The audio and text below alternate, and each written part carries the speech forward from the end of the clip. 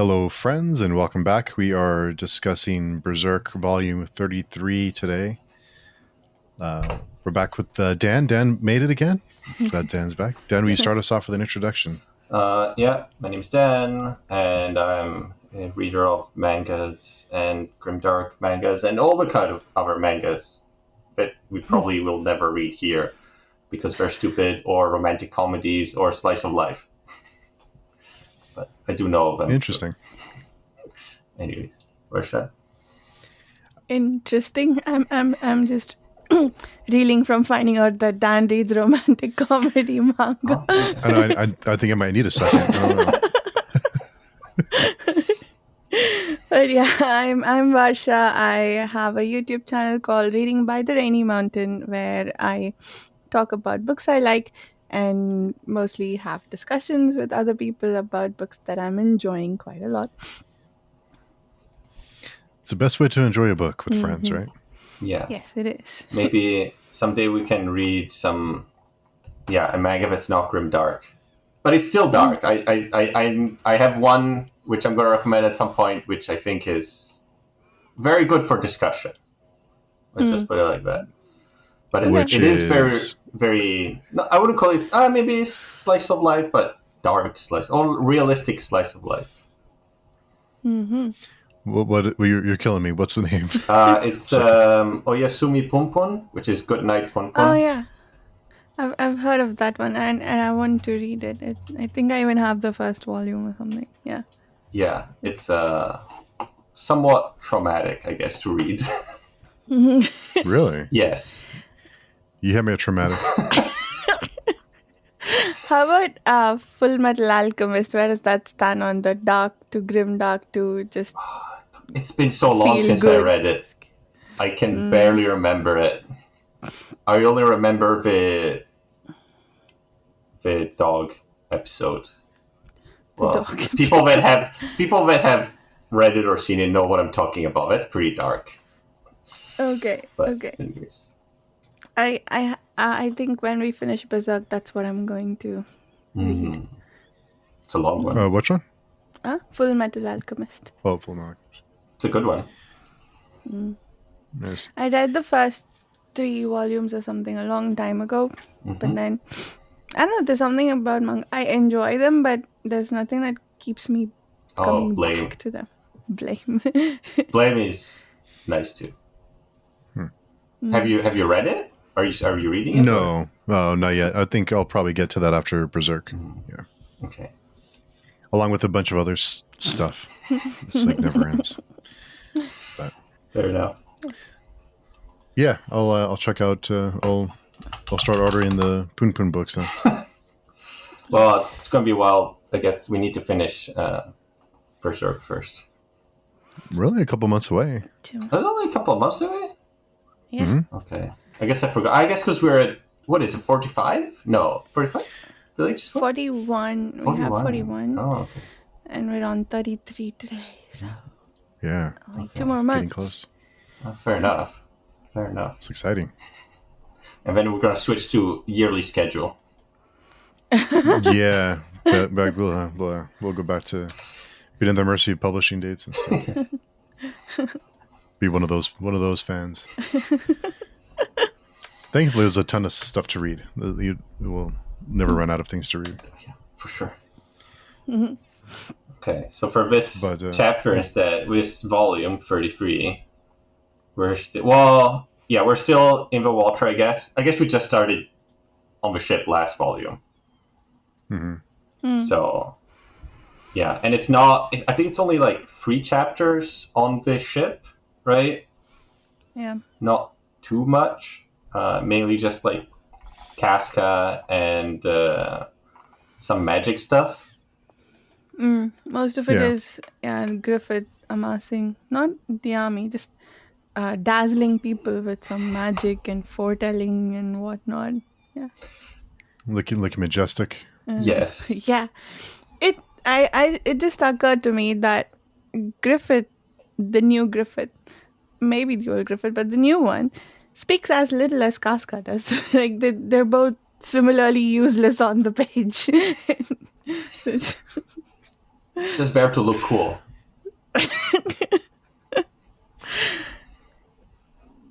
Yeah, so I don't know. I the whole thing about it seems like everyone is in love with Guts. Yes.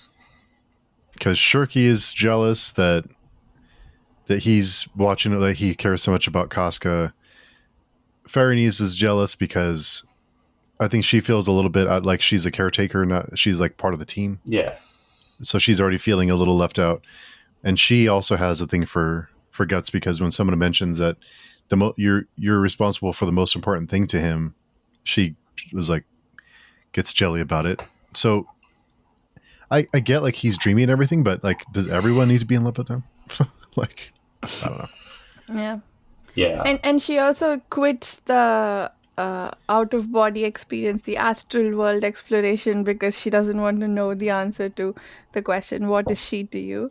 Like that was like that was even more intense than the thing where you're protecting the thing that's most important to him. But yes. Okay, why? I thought Farnese and who's the new cool dude in this volume? Rodriguez, is that his name? Captain Is that Roderick? yeah, Roderick? Why did I go to Rodriguez? It's early. Roderick, that guy. I thought they had a thing going, but maybe she is. Yeah. That would have I been don't more cool, I guess. know. Yeah. Yeah. It kind of seems like she just kind of used him for, he had a purpose to her, and she got what she wanted from him with the boat, and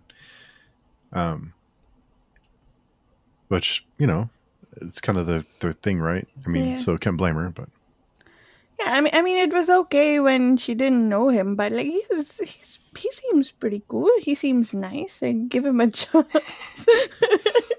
he seems nice. Yeah. I'd probably rather be with Roderick than Guts, to be honest. Right? He seems a Yeah. lot more reasonable and balanced and well adjusted, I guess. Yeah, and no monsters hounding his every Yeah. footstep. But I guess women love danger. That's I don't know. Maybe that's what it is. He's much less brooding, and but again, I guess. But I did like the ship battle. I thought that was pretty neat. Mm-hmm. Although it was a little bit like, I do like they're introducing different different archetypes into the story. Like we have some pirates and like the sea battle. I thought that was pretty cool. And I thought that was fun. It's kind of seeing him and finding out that he's much more capable than we maybe thought he might be. Yeah. He's like so that was pretty neat. Yeah. The pirates are a bit silly though, but yeah, they are a bit silly. Like the Blackbeard, I mateys, is pretty on the nose, but it was kind of cool. Yeah. It feels a bit more like Miura just watched like Master and Commander or something. He's like, oh, that looks cool. I'll put like a couple of chapters of that. Yeah. It's a bit different than everything else, I guess. It is. Yeah, it has a very different feel to it. But I think it's kind of nice to have kind of a break from. It was kind of. I'm the guy who always complains about like the silly faces and all that. Yeah. I'm that guy who's always like, I don't need that crap. But it was kind of nice to have like a little bit of, like a different feel to it, just to break things up a little bit. I mean, everything else we've been having, it has been very intense, I guess. Yeah. So. Yeah. I think it was probably needed. I've been loving the pictures of the ships. I think maybe a lot more than I've liked the pictures of the battle scenes and so on. The spreads with the ships are so beautiful. I love how detailed they are too. And I think we got some of their ship. We got a drone view of both the ships. It was pretty cool. I love the art in this one for the ships. Yeah. Ships are pretty cool. And there's a lot of, I don't know. Yeah. I've always liked the ship. It's always very fun to read, like like naval combat in that period, or like Napoleonic and fighting and stuff like that. There's again talk about something else. One of my favorite series is the one that they made the Master Commander book from, the Patrick O'Brien Captain Aubrey series, which is Captain all Aubrey. about naval fighting. It's in the Napoleonic period. It is another cool. great series. I have to check that out. Master and Commander, It's the first book, I believe, in that series. Oh, okay. The book itself. You mean the book? Because that one I've been meaning to read, because I think Temeraire is inspired by it, and I love that series. And there was one other. Yeah, I think Temeraire was inspired by it. And I think you're right. Yeah, I can see the inspiration. Yeah. So I've been meaning to read that one, but yeah, and. But yeah, it's very. Yeah, I enjoy also seeing the combat with those ships and so beautifully, drawn and everything. Obviously, it's simplified like the combat for a manga. Yeah.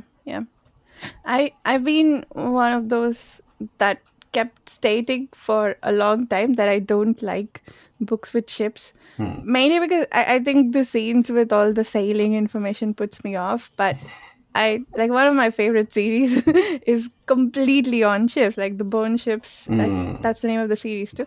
Yeah, I love it so much. So I think I have to change my stance on that. Well, maybe you wouldn't like the Captain Aubrey. It's a lot of technical details on which it's very accurate. Like, if you want to get information on the British Navy in the early 1800s, it's extremely accurate. Okay. And very interesting to me. But if you get overwhelmed by a lot of the detail, like, a lot of nautical names and stuff like that, to me sometimes it felt like a bit. Sometimes, like reading the first book of Malzahn, like I need to go over all the, let it wash over me a bit, all those names that I don't know yet until someday. Imagine that this is this part of the ship until you find out, no, actually, it's completely different. Yes. Yeah, that's a fair warning. I did want to check it out anyway, so I'll probably try it and see how much the ship stuff bothers me. Okay, fair enough. But yeah, so we get that. I don't know, is there much to talk about for the part on the ship with Guts and... I forgot how Guts got his face burnt. Oh, but I assume is it burned? It's not burned, is it? I thought, at some point, was it whoever, Shiarka or Farnese, were telling him that his burns won't heal. I think he wasn't able to feel something because of his burns.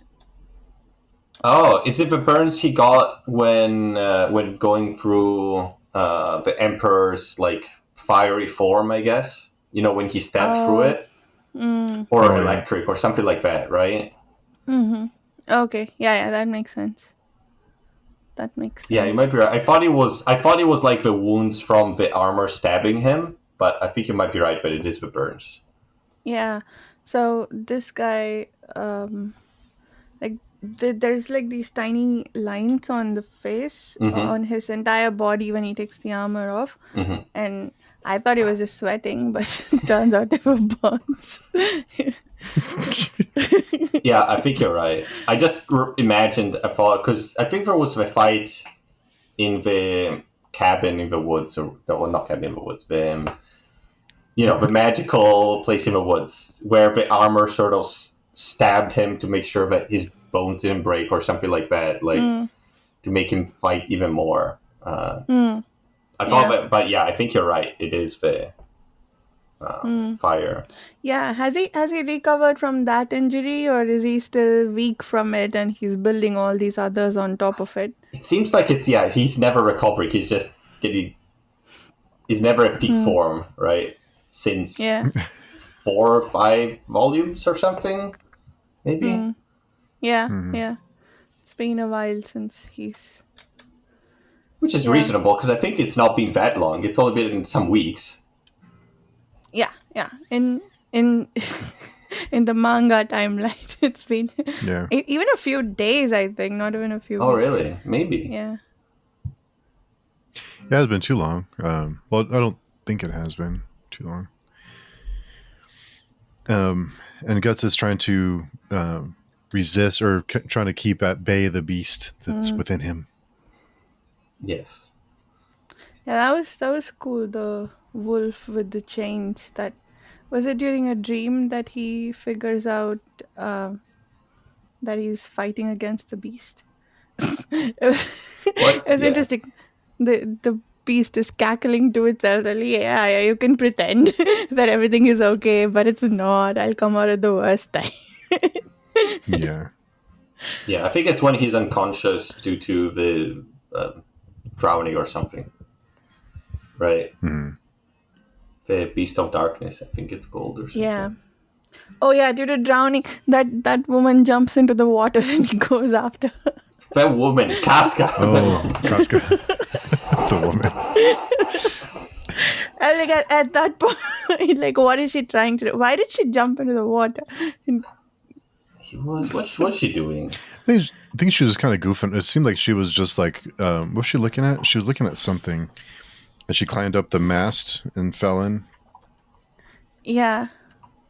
And she didn't just fall off. She jumped, I think. Oh yeah. Let's see.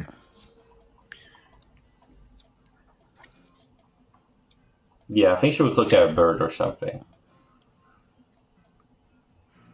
But I don't know. It seems like they should have stopped her early, because I saw her on the, I don't know what it's called, the thing that goes from the front, like 3 full pages before she actually fell or something. Like, it was a while when they were talking about her and looking at her, and she's on that thing, and she's like, why are you not doing anything?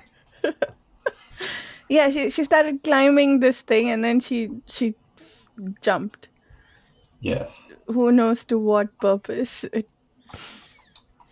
So, speaking of that, I was paging through, and when there's also a page, a spread of anytime she and I stand next to water, nothing ever good comes of it. I feel like that's a big statement to make based on 2 data points. Maybe it's also when they fell in the river that time. Yeah, when he saved her. Okay. But I guess it is only two. Yeah. That and the eclipse. I guess. Eclipse? Oh, yeah, there was happened? a lake of blood, right? Oh, okay. Yeah, I'll give him that. Trying to think if there's anything else. Say these things based on 3. I mean, there's water in a lot of places, technically. There was a river next to the Tower of Rebirth. Yeah. I guess. There was some ponds of water in the, what's it called? Quolith or something, that other thing they went to where the trolls were. I guess. Yeah. But all the pictures here, they are of Casca in armor, right? So I thought he's only referring to the one that happened by the river. Casca in armor. I don't know what page we're at. Let's see. Oh yeah, that one. It's when. Yeah. 27. Yeah, I'm trying to remember actually where all of these come from. I thought they were. I mean, they looked to me when I was reading this that they were all from the time she fell. Did she jump into the river that time too? I don't remember. Or did she just fall? No, she fell in after her. Yeah, she fell, I think. Okay. The lead up to the 100 people fight. And then well, I mean, one of them is, I think, isn't one of them the scene where they have sex near the waterfall? And I'm like, Yeah, that's there- weird to yeah. include that. Nothing good ever comes of It's like, interesting.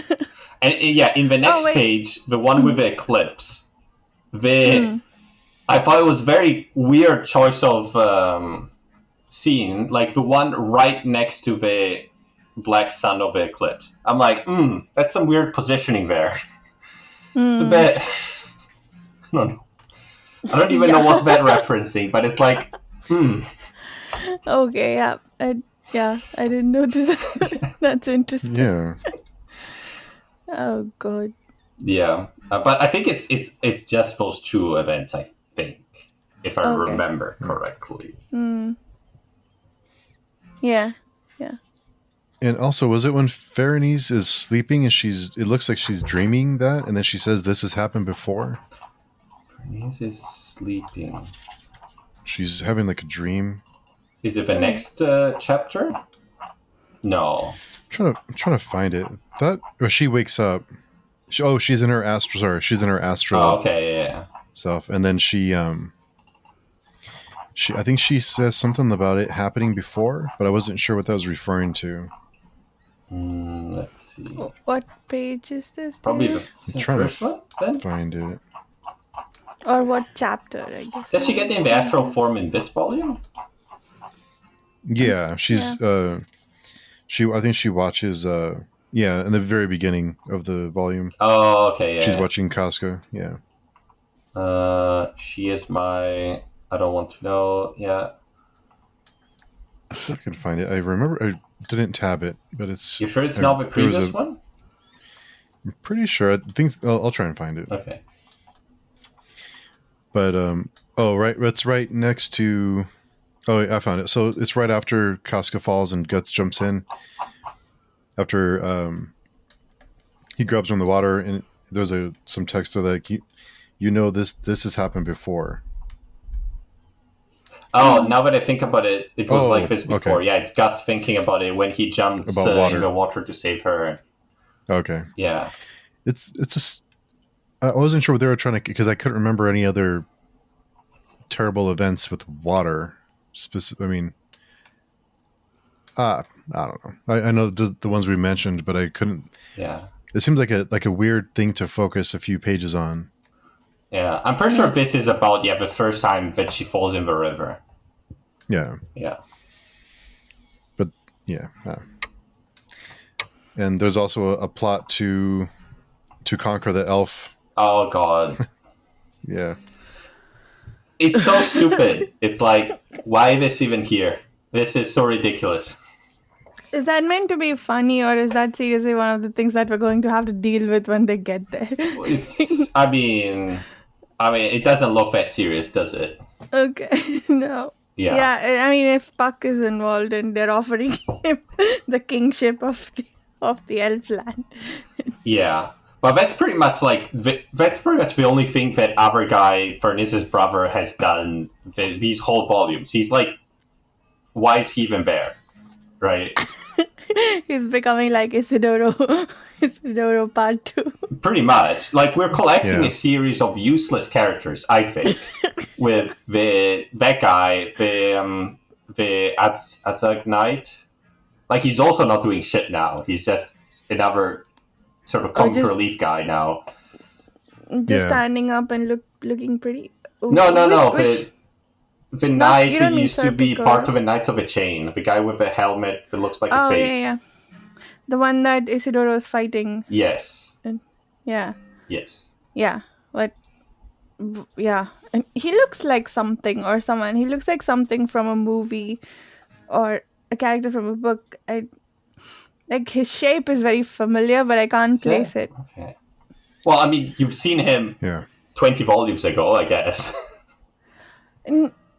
Yeah, but I don't remember him from that. Maybe that's where the familiarity comes from, but I feel like maybe the shape of his headgear reminds me of some Japanese or Chinese, like some samurai movie thing. I don't know. Yeah, I think his helmet is very much inspired by those helmets.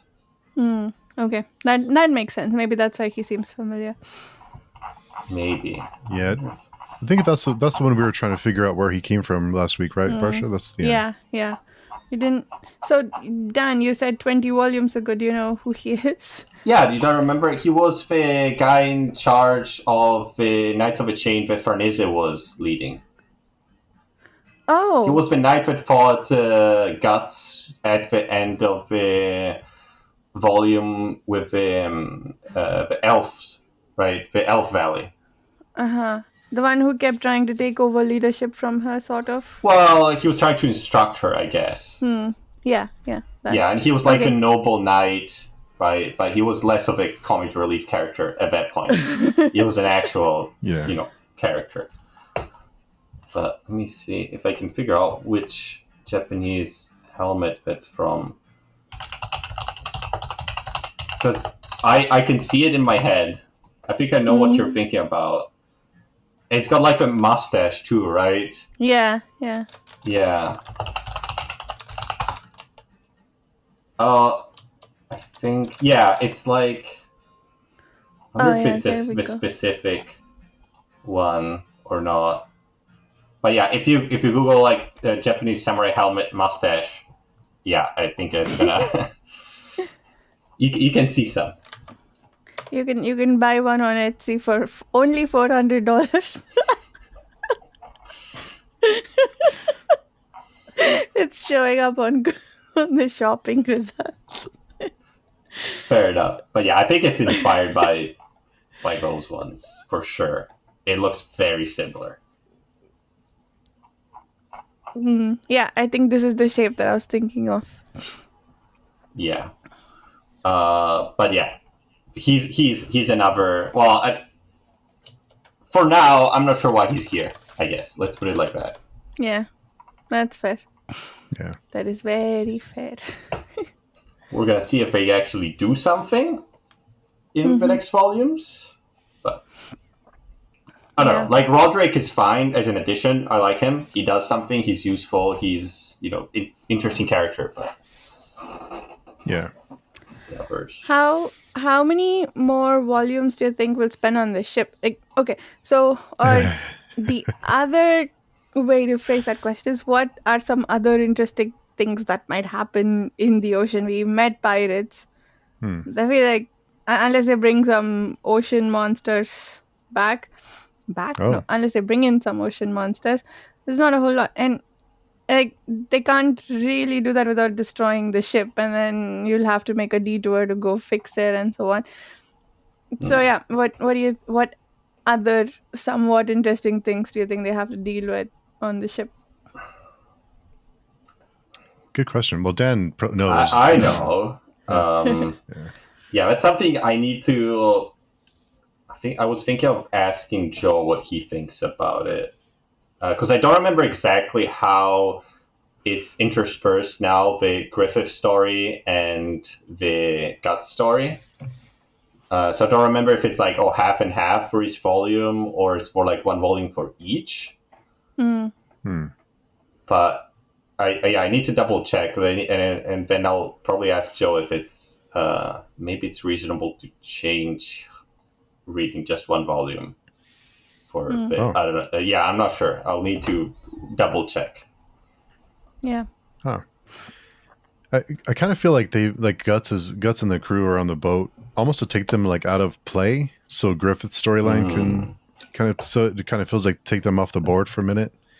So what happens in Midland can happen, and those events can take place without Guts without them having to figure out how to keep them out of it. Because I think that storyline is almost more interesting than what's going on with Guts right now.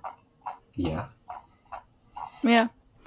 I was eagerly turning the pages about Kanishka when Kanishka was doing whatever he was doing. The one thing that's interesting though is it's typically when there are two storylines like this, you see a point of convergence in the remote future, right? Like maybe sometimes it starts completely obscure and then you expect them to converge. But this is interesting that things are happening in Midland, and like Griffith, after his big rebirth, you finally see what he's up to. But Guts is heading away from all of that. So that's an interesting aspect of the two storylines. I thought, Like, I well, at some point, of course, they will meet again and something will happen, but it's not necessarily strictly perhaps going to be because of this Midland plot, like because Guts, why would he care about Midland anymore? Maybe Guts is just going to go to Elf Island if we're going to live happy there, and Griffith is Yeah. going to do his own thing, and and everybody's happy. Just the yoga studio, elfish yoga studio that Joe keeps talking about. Oh yeah, That timeline. Yeah, we're gonna see, I guess. Mm-hmm. Someone, I forget who, tells people that this war is just a small drop in the big stream of whatever they're going to do as Griffith's army. That I thought was interesting. It almost makes me think that he had, I don't know, another 200 volumes planned or something. Maybe. Well, you'll see. Well, there's some stuff that's going to happen, but it's okay. I don't know. There's a lot of stuff like prophecy and visions, and it's kind of creepy, I guess. Okay. To me, I don't know. It feels like because if you took it at face value, it's very much like the very nice or hopeful story of just any like fantasy something, because there's a prophecy and people see it and there's a savior coming or something like that, like everything is good or whatever. But we know I don't know, like knowing what's behind somewhat makes it creepy to me, especially like when there's the children saying the vision. It's like, I don't know, to me that feels a bit creepy. Yeah. No. Because we know it's not real, right? It feels very intensely manipulative. I don't know how Griffith is doing it, but yeah, first the extent of his magic, and apparently he knows a lot about what's going to happen. He basically used the fact that Kanishka is going, if I understood correctly, he used the fact that Kanishka is going to do his weird creepy thing and asked people to evacuate during the time and give them visions of safety, and though I don't know to what end. Is that what happened, or did I completely misread that? Yeah, no, I think but he must have known what would have happened, because otherwise how would he have known, right, to tell them to keep the doors closed for the mist, and then pretty much he didn't tell them exactly, but he almost told them to grab the armor and then get out, right? How would they have gotten out otherwise? So he must be seeing into the future, I guess, right? Yeah. But to what extent? He must be seeing into the future, and also it's unclear what he wants from the army now, like, or not army. They look like an army, but and sending those visions to all those children and all the people, which I guess it started before his rebirth too. But I kind of thought maybe the entire God Hand had something to do with that, but now it seems to be just purely Griffith manipulating all of this. Yeah. I mean, we haven't seen the God Hand in a bit, to be honest. We haven't, yeah. We haven't seen them in a while. I wonder what they're up to. Was that weird... was that weird demon womb thing the last time we saw any of the God Hand? We saw Slan, in the other realm. That's the only one we saw. And even then, we're like, what is she doing here? Sort of. Yeah. So, I wonder what they're doing. But maybe they're helping Griffith from the sidelines or something. From the other world or the other dimension. I don't know. So Dan, Varsha and I discussed this last week, but wanted to get your take on it, on Griffith. And do you think, and I know you already know kind of where things go, but at this point, do you feel like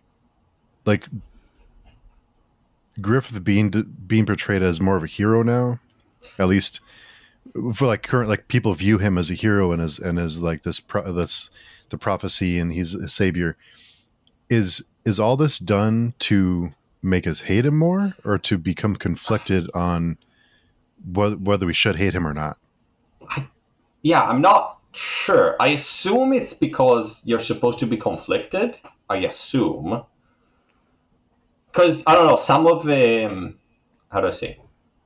Some not the cinematography, the way it's drawn sometimes. Like you see something going on, or people talking about Griffith or what's going to happen and how good he is, and then they move to a shot of like him standing in silence there looking, and it's sort of somewhat ominous, you know.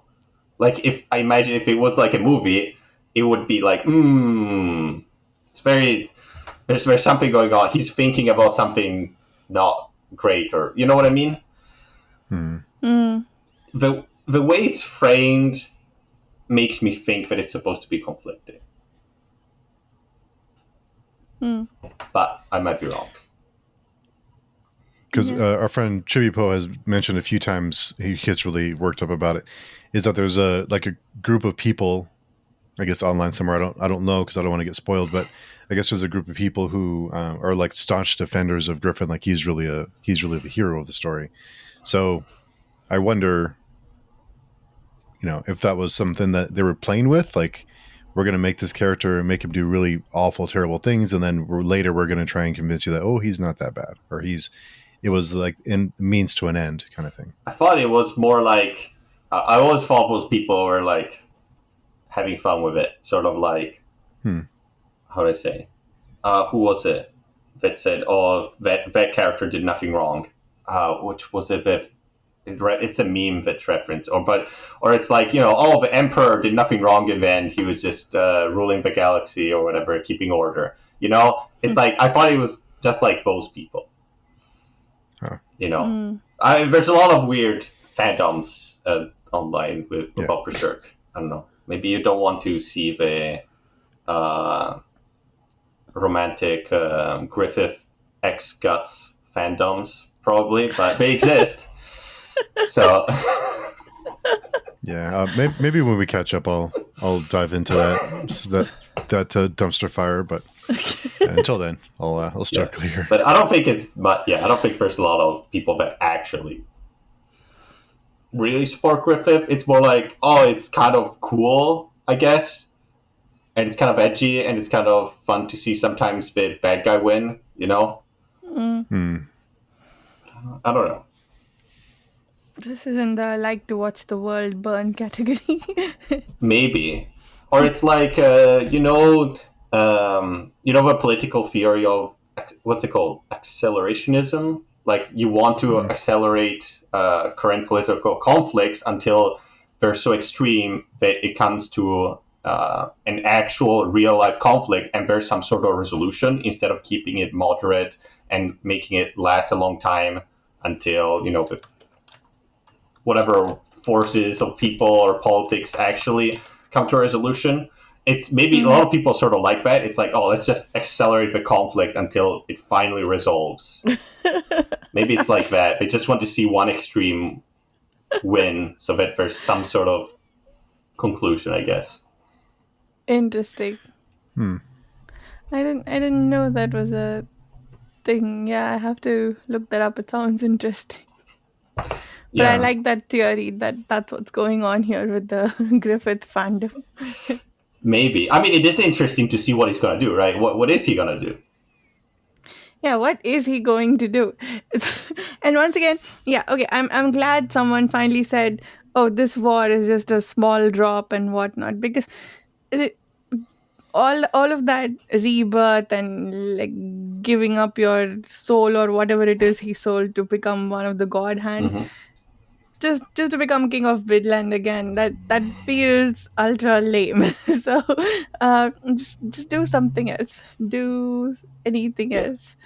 I think he said, oh, like a dawn of a new world or something, right? Yeah. And there's all stuff which is like, he seems to be quite a lot against nobles, for example, and favoring meritocracy, I guess, and all those good things. Yeah. He seems to be. We should do a discussion on Kellis v. Griffith. Those two characters are very similar ish in terms of how people regard them and what they're up to, I guess. Yeah. It does give you somewhat, I was thinking the same thing. It does give you somewhat of the same feeling, like seeing these people believing in him, but then we're like, Yeah. oh, darn, is he actually? Like, it's actually very similar, because in both cases, we don't know what Griffith or Kellis actually wants. Even we don't know Yeah. it. Yeah. It just feels a bit manipulative and creepy because of what we know, which is only a portion of it. Right. They might have the best intentions for the part we're not seeing, right? Yeah. Yeah. I agree. There's still a lot of questions in all of their behavior, and you can't say it. And what's interesting about both of them is you can't outright say what they're doing is wrong because there's no negativity, well, except for the eclipse. If you park the eclipse for a moment. Not a big deal. Small. That you can't say this is outright wrong. Everything about this person is bad. Even though it feels like it, like that. Yes. That's the conflict, I think. So it feels dirty to say something. This person is not wrong, but maybe because we know there's always the possibility of that happening, right? With both Griffith and Kellis, we know there's always the possibility of them just flipping the switch and just suddenly doing something like that, right? And they probably wouldn't have any problem with it. I don't think either would have any problem doing something bad for whatever reason they think is necessary, right? Yeah. Maybe if I guess you've hit the nail on the head. I think that might be it. That they'd have no compunction about anything that they might do. Yeah, that's cool. Okay, yeah. I don't know, but it is very interesting characters. Very fun to watch what they do, I guess. But I wouldn't want to live in their world, I guess. Let's put it like that. No. And it's always even if they're doing for a good thing, even for your benefit, like, would you be happy if your, I don't know, mother, significant other, or someone close to you, like, lied to you, manipulated you, and then we well, it was, as you can see now, it was for your own good, but it would still feel quite, maybe they're right. I don't know, maybe they're right, but it would still feel quite bad. Yeah. No, I agree. The whole "you lied to me" bit, like, it's extremely overdone in the movies and TV shows that I watch and dislike, but there is a certain amount of truth to that, like the feeling of betrayal you feel. I would never react the way they show people reacting in the movies, but yeah, it's bothersome for sure. I did tab the page where they talk about when the transformation is happening and the fog and the demonic element, that you could say it's a man-made Bahamut. Oh yeah. Yeah. I thought that was cool. Oh, they didn't mention it before? Okay, I thought they did. They may have, but when it's consuming and it's like a womb. Yeah, I thought that was really neat. Yeah, because I think it's already it's already sort of transforming people into monsters, right? But it is, how do I say? It's interesting that humans are able to replicate that sort of thing, right? We're sort of to be able to construct something that does what. Well, we don't know where the Beharits come from, but usually with these sort of magical items, it's like, oh, well, they're made by the gods or something, and it's not possible to reproduce them. But in this case, it is possible, I think it's quite interesting. But is that also saying that the sole purpose of the Behelit is to... But was he using it in the way that we've heard about before, where he hasn't made a sacrifice per se, he just... that you can reach the astral world, the dark corner of the astral world that the god hand resides? Is that how he used it, or is that the purpose of the Behelit, or is it just the ask for what you want desperately, make a bunch of sacrifices? And did he omit the sacrifice? Not that what he did was any less horrifying without the sacrifice, but Well, they were feeling sacrifices, right? All the women were the sacrifices. I guess we're not. Doesn't work the same way. Not, but it's also not as powerful as a real Beharit, right? Yeah. I'm not sure. Maybe you can just do sacrifices, random people, and you can get power to do things. Maybe that's how it works. Yeah. And if they're closer to you or something, then it's a stronger sacrifice and it's more power. Maybe. But I mean, if they're not close to you, it's not a sacrifice anymore. It's just murder, and it there's, but unless you're Well, it's a unless you're ritual someone sacrifice, I guess. who yeah, rituals. Okay, that makes sense. Like sacrifice to the god. It's not a self-sacrifice. Okay, Yeah, I that could work. guess. Yeah. Not sure Did exactly how it works. someone was playing with the ballot in Yeah, I Casca? was just trying to find that. Casca Yeah. again. No, I thought it was. Was it Casca? I thought it was Puck. It was Puck, but Casca was involved. She was helping him yeah. dig through his luggage. Yeah. Well, I guess it's reacting to what's happening, which is interesting. Yeah. But not sure. Yeah, not sure what's gonna happen. How it's gonna behave. I guess. Yeah. But I guess what's happening is like pretty powerful because I think it means that it's like what's happening is affecting the whole world almost because they're very far away, right?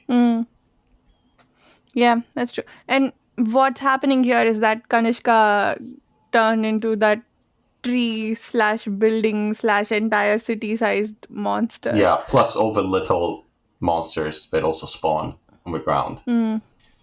Yeah. Okay. Guess.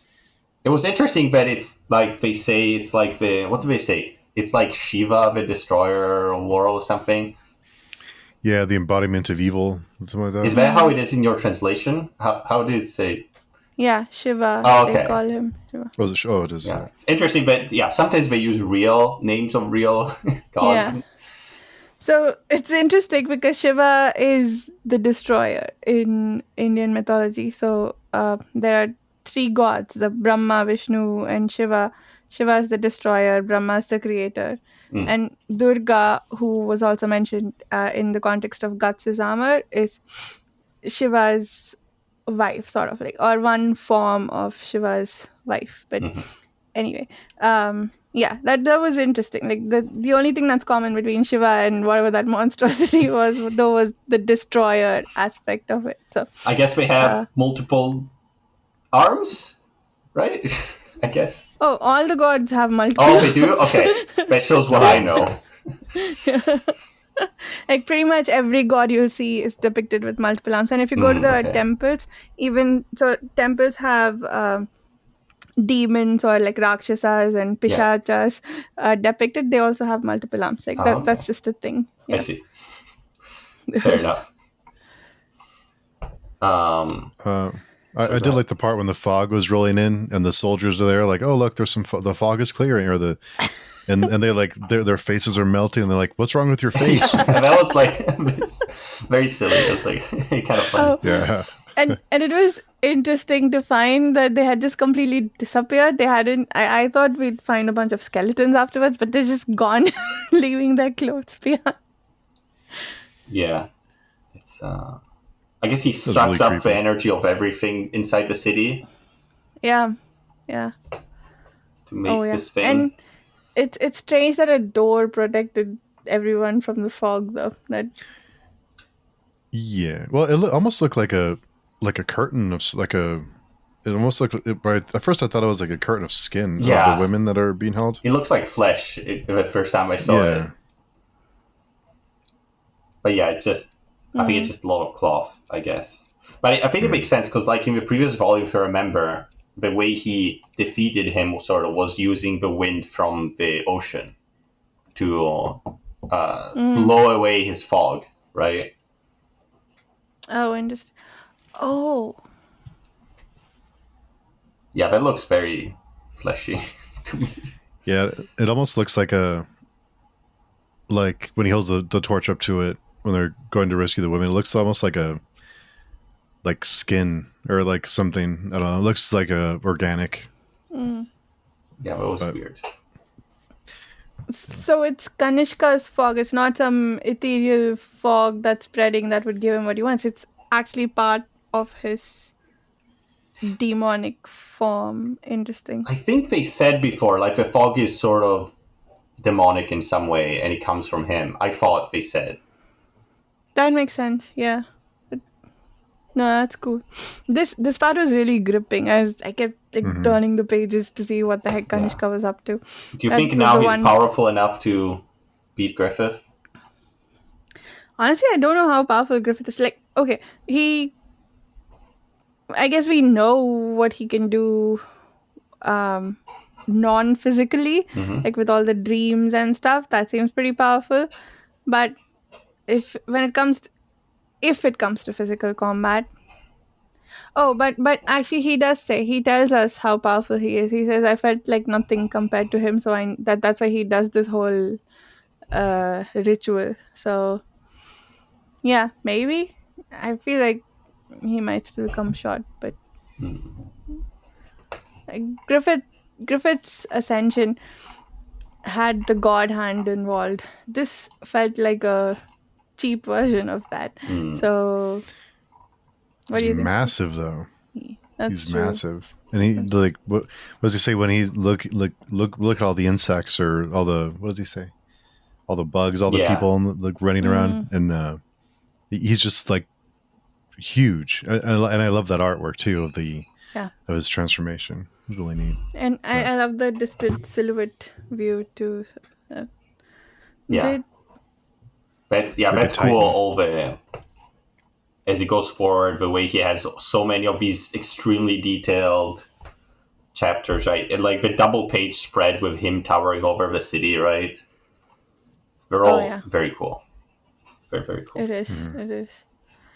So that's an interesting point, Steve. Do you think? I mean, is that does size matter or make a difference in these battles, or Does has size it, matter, Steve? Oh, come on! I was going to say where is this conversation going? How? Yeah. Yeah. Oh, sorry, go ahead. No, go ahead. Yeah, it doesn't matter that Gut's sword is so big. It doesn't matter. Well, Griffith is much smaller, right? Yeah. Yeah. So I think this creature or this creature seems it's almost like too big to deal with. Like you don't know if Guts can swing his sword enough to. Something else will have to be involved with this one too. Oh, I thought this was going to be a Griffith versus Kanishka confrontation. So Griffith. Yeah, Griffith will have to do something. He'll have to pull some tricks out that we haven't seen yet to defeat this one. He's not going to slowly chop off little bits until he finishes. No. Yeah, I don't think his Band of the Hawk can do come in on a surprise attack and just like save the day. It'll be something else. Yeah, he basically intimidated him out of the battle, right, in the last confrontation. Yeah. Yeah, he did. Yeah. But it seems there's another battle happening in the next one, right? Oh. Looking it up. It seems like we're leading up to that. Yeah, because it finished with literally those little Kanishkas charging into the army, and then all the monsters in the front, like he said, all the monsters go to the front row and then transform. Got it. Yeah. So it seems like another big battle, I guess. Do we know how many volumes are planned for the entire series? Do we know yet? Don't know. Nobody knows. So it could go on indefinitely. Well, no. I don't know, actually. I don't think so. Yeah. They said they're going to finish it, they said. The people who are continuing it, do they have manga of their own? or is this Don't their know, full-time but it's the thing studio now? that was doing it. It's like the studio that Mira created to do this. But yeah, I don't know if they have their own mangas. Maybe? Hmm. I don't know. Could look it up when we get there, I guess. Yeah, I'm afraid to look any of that stuff up because I don't because I just clicked on the latest volume of the one that just was released in November, just to see just to look at the Amazon page, and there was like a spoiler in like the first. Oh, was I was there? like, okay, Okay. I have to. Yeah. So I have to be careful. I think they're assuming that most people that are going to look at that have been reading for a long time, and it's not a spoiler because it's been out for a long time. Yeah. Yeah, I should have known better. But yeah, so I'm really careful not to search anything, even searching images and stuff. Can you can view panels that we haven't gotten to yet. Yeah, when we're done, we can do a speculation episode and do all those things, I guess. Mm-hmm. Yeah. It'd be good. But yeah, there's still a bit of story to go until there. Then, and there's going to be stuff happening. I can tell you that. Interesting. So we're almost there. So I would imagine a lot happens in the next little bit. So yeah, sort of. A lot happens, but also a lot doesn't happen. Let's just put it like that. Yeah. We're gonna see. Yeah. We'll see. Yeah. Yeah. Does as much happen as we might want to? Like, is it in a satisfactory adjacent place, do you think? Not yet. In your opinion? Not yet. No? No. We need to get. If it concludes where it is right now, it's not going to be a satisfactory ending. It actually needs an ending. Okay. Yeah. Cool. We'll find out. Yeah. Hopefully we'll find out. Hopefully. Anything else from 33 you guys can think of? Nope. I don't think so. That was good stuff. Glad you can make it, Dan. Yeah, my schedule is always, or I forget, or yeah, I don't know. It happens. It is what it is. So until Sorry, it is, yeah. No. Until next time, Dan, where can people not find you? You cannot find me on Twitter because I don't have Twitter. You cannot find me on DeviantArt, I guess, if it's still a thing. You cannot find me on Threads. I don't have that. What's other social Threads. media? I'm not on. What's the We're other? going to be here till tomorrow. Let's see. Was it? Yeah, there's a lot of platforms. What about out there, Medium? Are you on Medium? Yeah, but you can find me on the pitching forum, DNFire17, and you can find me on Facebook, and Google Plus is not a thing anymore. Find me on Reddit if you figure out. Wait, is my username the same on Reddit? It might be the same, actually. Don't look for me on Reddit. I used to like Google Plus. It's been a while, but I thought that was a fun platform. Been a while, yeah. I don't remember what it was. The only thing it left behind is the whole +1 thing. +1? Yeah. What's a It's +1? It was like a thumbs up or a like or whatever. It was like a +1, right? Yeah, Yeah. I didn't know that. I think that's where it started, and now it's general usage. I +1. Okay. Okay, fair enough. Anyway, pour out a little liquor for Google Plus. 10 years later. Yeah. 10 years after its death. But and Farsha, where can people find you? Sorry, I blanked for a second. On the page chewing forum and on my YouTube channel, Reading by the Rainy Mountain. The About page has links to podcasts, etc. And yeah, find me there. Nice. Yeah. You can find us all on the page chewing forum, and we have conversations about all kinds of stuff all the time. So come by and check it out. And we'll see everyone next week. Sounds good. Cool, Bye, guys. cool.